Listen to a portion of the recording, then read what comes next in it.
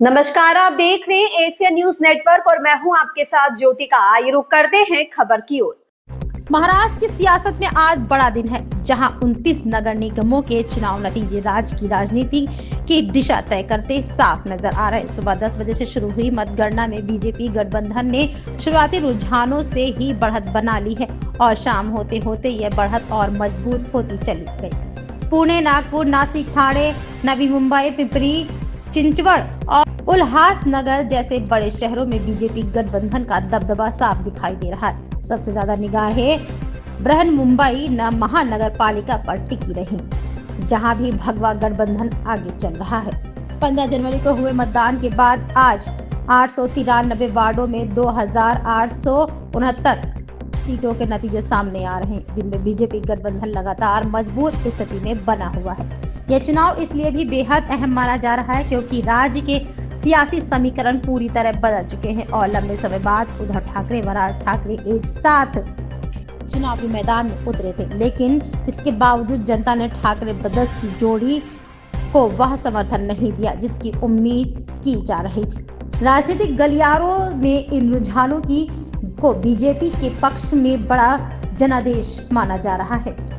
पुणे और पिंपरी चिंचवड़ में चर्चित पवार बनाम पवार की जंग भी देखने को मिली, लेकिन यहाँ भी बीजेपी गठबंधन ने मजबूती पकड़ बनाने में बहुत बढ़त हासिल कर ली है।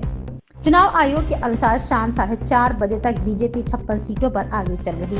शिवसेना यूबीटी 44 सीटों पर बढ़त बनाए हुए है। शिंदे गुट 22 सीटों पर आगे है, जबकि कांग्रेस को 16 सीटों पर ही संतोष करना पड़ रहा है। MNS 4 और MIM 6 सीटों पर आगे बताई जा रही है। इन रुझानों से साफ है कि विधानसभा चुनाव में मिली सफलता की गूंज अब नगर निगम चुनाव तक पहुंच चुकी है।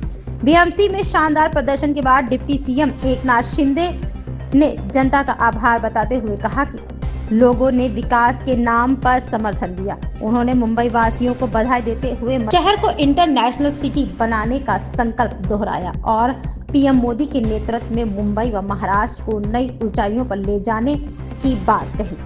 राजनीतिक विश्लेषणों का मानना है कि ये नतीजे भविष्य की राजनीति की पटकथा लिखेंगे और नगर निगमों में बीजेपी की मजबूती पकड़ से विपक्ष की रणनीति पर गंभीर सवाल खड़े हो गए हैं। अब सबकी नजर इस बात पर टिकी है कि नई नगर सरकारें विकास को कितना तेजी से जमीन पर उतार पाती हैं। लेकिन फिलहाल महाराष्ट्र की राजनीति में संदेश साफ है, जनता की स्थिरता और विकास को चुना है। खबर महाराष्ट्र से शीतल निर्भीक और रंजना वर्मा की खास रिपोर्ट। इस खबर में बस इतना ही। बने रहिए एशिया न्यूज नेटवर्क के साथ।